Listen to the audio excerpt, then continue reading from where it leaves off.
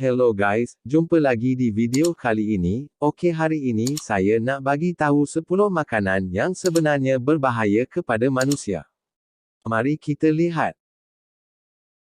Semasa peringkat awal evolusi manusia, ketika spesies Homo sapiens mulai terbentuk, diet tersebut terdiri dari kacang-kacangan dan daging yang merupakan diet yang diambil dari nenek moyang mereka.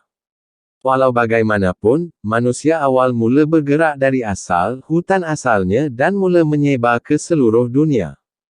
Ini ada 10 makanan yang sebenarnya berbahaya kepada manusia. Mari kita lihat.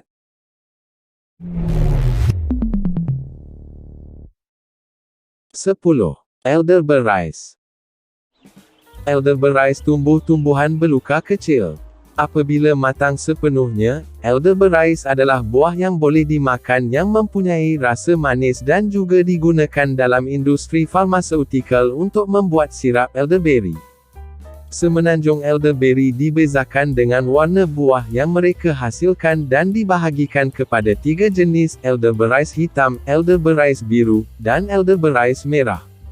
Walau bagaimanapun, seluruh tumbuhan di luar buah masak yang masak adalah beracun untuk penggunaan manusia dengan penggunaan kulit, daun, akar, dan buah beri yang tidak menentu menyebabkan selsema dan perut yang teruk.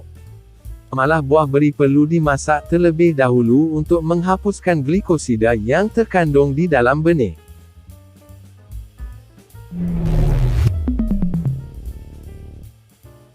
Sembilan. Apple. Apple adalah salah satu buah yang paling popular di dunia. Pokok apple adalah tumbuhan yang berdaya tahan yang dapat berkembang di iklim yang berbeza dan dengan itu terdapat di seluruh dunia.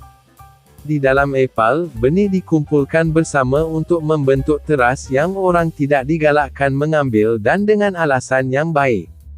Benih apel mengandung bahan yang dipanggil amigdalin yang syarat dengan racun maut yang dikenali sebagai sianida. Walaupun benih dari satu apel mengandung jumlah sianida yang tidak signifikan, meminum lebih daripada 20 teras apel diketahui menyebabkan kematian segera.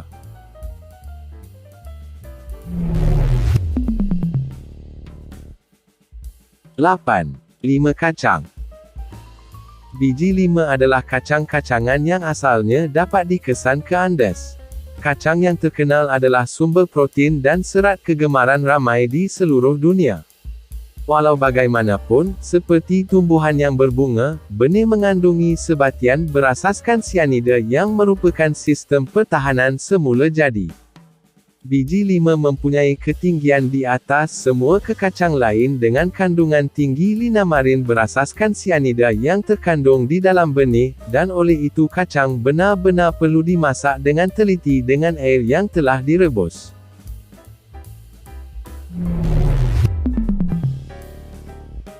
Tujuh. Nutmeg.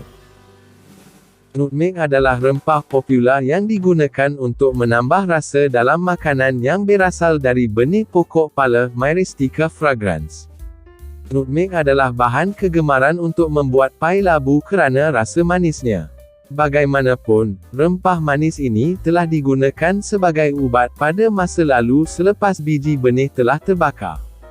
Alasan di sebalik penggunaan ini adalah kehadiran inhibitor oksidasi yang dikenali sebagai myristicin. Pengambilan kuantiti pala kecil tidak mempunyai kesan, tetapi apabila digunakan dalam kuantiti yang banyak, kandungan myristicin menyebabkan dehidrasi, halusinasi, loya, dan paranoia dan bahkan boleh membawa maut.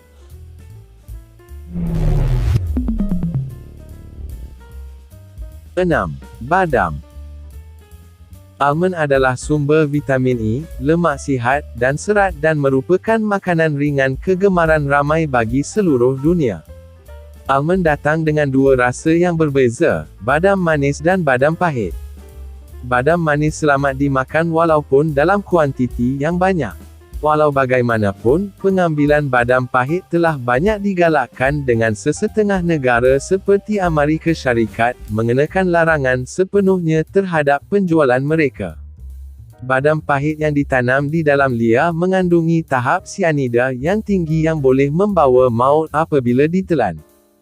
Dianggarkan bahawa jumlah sianida yang terkandung dalam 10 hingga 70 almond pahit liar boleh membunuh manusia dewasa yang sihat.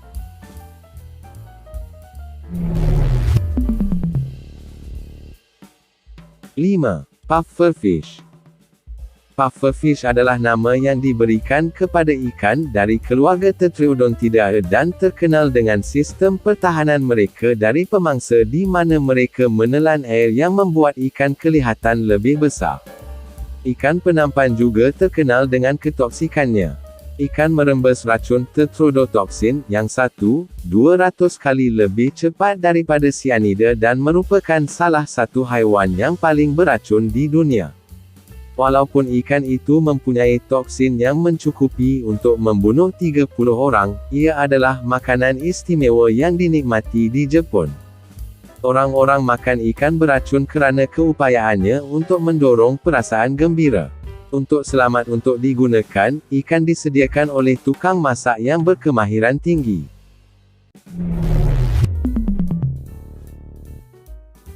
4. Cashews. Kacang mentega adalah jenis kacang yang paling popular di Eropah dan dimakan atau digunakan sebagai bahan untuk membuat pelbagai jenis makanan dan makanan ringan. Kacang mint merupakan sumber kegemaran serat, lemak tak jenuh, dan mineral. Kacang jambu tidak pernah dijual dengan cengkerang mereka utuh, dan sebabnya bukan untuk kegunaan mudah.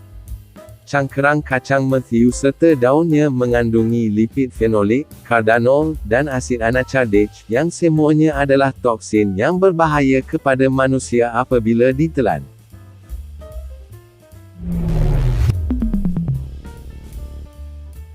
3. Rubab. Rubab adalah herba popular yang digunakan untuk membuat pencuci mulut dan disukai kerana kandungan gula rendah dan kandungan serat yang tinggi. Walau bagaimanapun, hanya tumbuhan-tumbuhan yang boleh dimakan dengan daunnya yang mempunyai toksin yang mematikan yang termasuk asid oksalik dan glikosida anthraquinone. Apabila dos yang cukup dimakan, toksin menyebabkan sakit perut, mual, kesukaran semasa bernafas, koma, dan akhirnya mati.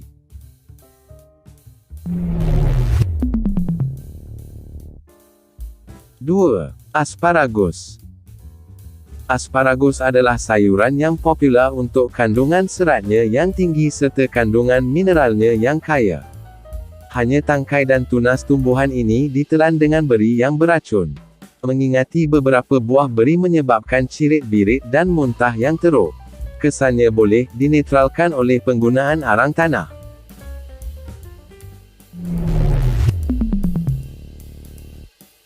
1.